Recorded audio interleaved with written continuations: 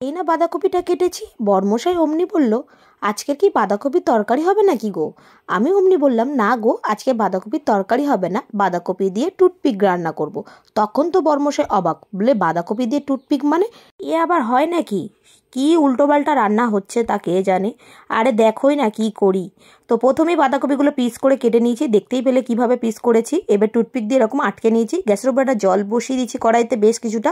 জলটার মধ্যে একটু লবণ দিয়ে দিলাম, আর বাঁধাকপির টুকরোগুলো আগে থাকতে আমি ধুয়ে নিয়েছি, নিয়ে তারপর টুথপিকগুলো দিয়ে আটকে নিয়েছি। এবারে টুথপিকটা দিয়ে বাঁধাকপিগুলো এরকম সেদ্ধ করে নেবো, আর দেখতে হবে বাঁধাকপিগুলো খুলে না যায়। আমার এখানে দুই একটা খুলে গেছে, তারপরে বাদবাকিগুলো সব সুন্দর সেদ্ধ হয়েছে আর গোটাও ছিল। এখানে পরিমাণ মতো বেসন নিয়ে নিলাম, হলুদ গুঁড়ো, কাশ্মীর লঙ্কার গুঁড়ো, স্বাদ মতো লবণ আর একটু গোলমরিচের গুঁড়ো দিয়ে ভালো করে একটা সুন্দর ব্যাটার রেডি করে নিয়েছি। এবারে এখানে আমি যে বাঁধাকপিগুলো আগে থাকতে সেদ্ধ করে রেখেছিলাম সেটা একটা করে নিয়ে ব্যাটারে ডুবিয়ে আর একদম ডিপ ফ্রাই করে ভেজে নিয়েছি। একদম লাল লাল করে ভেজে নিতে হবে, আর খুব হাই ফ্লেমে রেখে এটাকে ভাজতে হবে। লো টু মিডিয়ামে রেখে ভাজলে একদম বাঁধাকপির বেসনগুলো ছেড়ে যাবে।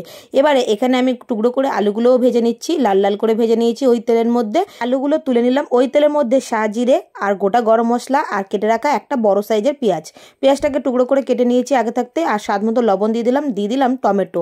এখানে দিয়ে দিলাম রসুন বাটা, আদা বাটা, আর ভালো করে মশলাটাকে কষিয়ে নেব আদা আর রসুন বাটা দিয়ে। এবারে দিয়ে দেবো হলুদ গুঁড়ো, লঙ্কার গুঁড়ো আর জিরের গুঁড়ো, ধনের গুঁড়ো। আমি ততক্ষণ মশলাগুলো কষতে থাকি, তোমরা ততক্ষণ বলে ফেলো তো কে কোথা থেকে ভিডিওটা দেখছো, তবেই তো ধন্যবাদ জানাবো নাকি। ভেজে রাখা আলুগুলো দিয়ে জল দিয়ে দিলাম, পরিমাণ মতন জল তোমরা এখানে দিয়ে দেবে। এবারে ভেজে রাখা বড়াগুলোও দিয়ে দিলাম।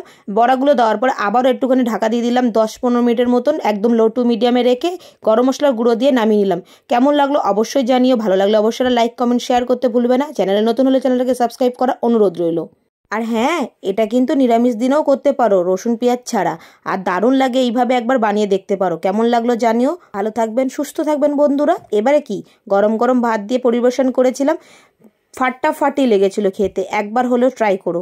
আর এই টুথপিকগুলো কিন্তু একদমই খুলবে না বন্ধুরা, টুথপিকগুলো খুললে ভাজতে অসুবিধা হবে, ছেড়ে যাওয়ার চান্স থাকবে। তার জন্য আমি টুথপিকগুলো রেখেছিলাম, খাওয়ার সময় টুথপিকগুলো ফেলে দিলেই হয়ে যায়। বাই বন্ধুরা।